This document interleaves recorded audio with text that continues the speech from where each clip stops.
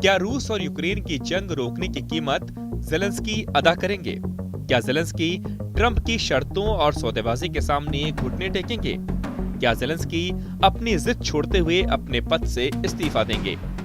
ये सारे सवाल इसलिए उठ रहे हैं क्योंकि हाल ही में अमेरिकी राष्ट्रपति डोनाल्ड ट्रंप और यूक्रेनी राष्ट्रपति ज़ेलेंस्की के बीच व्हाइट हाउस में तीखी बहस के बाद दुनिया में सियासी घटनाक्रम ने बड़ी तेजी से करवट ली है। इस विवाद ने अमेरिका और यूक्रेन के रिश्तों पर सवाल खड़े कर दिए थे। अब ताजा घटनाक्रम में ज़ेलेंस्की ने अमेरिका के प्रति नरम रुख अपनाने के संकेत दिए हैं। मीडिया रिपोर्ट्स के मुताबिक ज़ेलेंस्की ने कहा है कि अगर अमेरिका यूक्रेन को सुरक्षा की ठोस गारंटी देता है और उसे नाटो की सदस्यता दिलाने में मदद करता है तो अपने पद से इस्तीफा देने के लिए भी तैयार है। इसके अलावा ज़ेलेंस्की अमेरिका के साथ महत्वपूर्ण खनिजों पर समझौता करने के लिए भी सहमत हो सकते हैं। ज़ेलेंस्की ने रविवार को एक बयान में कहा कि वे ट्रंप के साथ बेहतर संबंध बनाना चाहते हैं, लेकिन बातचीत को बंद कमरों में होना चाहिए। उन्होंने ये भी संकेत दिया कि यदि ट्रंप उन्हें दोबारा बातचीत के लिए आमंत्रित करते हैं तो वे अमेरिका जाने के लिए तैयार हैं।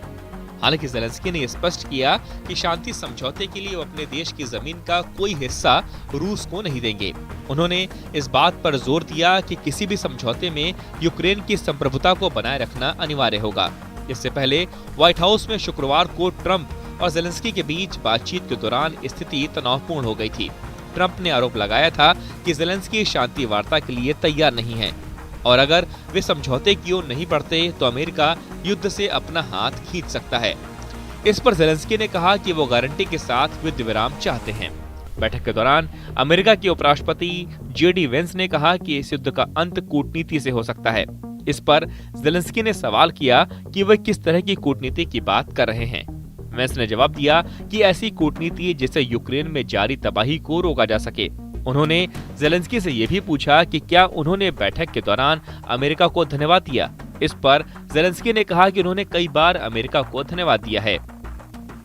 इसके बाद ट्रंप ने ज़ेलेंस्की को चेतावनी देते हुए कहा कि यूक्रेन गंभीर संकट में है और यह युद्ध यूक्रेन के लिए जीतना मुश्किल है। उन्होंने कहा कि अमेरिका ने यूक्रेन को $350 अरब की सहायता और सैन्य उपकरण दिए हैं। अगर ये सहायता न मिलती तो युद्ध 2 हफ्तों में खत्म हो जाता। ट्रंप ने ज़ेलेंस्की को यह भी याद दिलाया कि पुतिन के प्रति उनका रुख कठोर है, लेकिन इस तरह बातचीत करने से कोई समझौता संभव नहीं होगा। इस पूरे घटनाक्रम के बाद ये सवाल उठ रहा है कि अमेरिका यूक्रेन को सैन्य और आर्थिक सहायता देना जारी रखेगा या नहीं।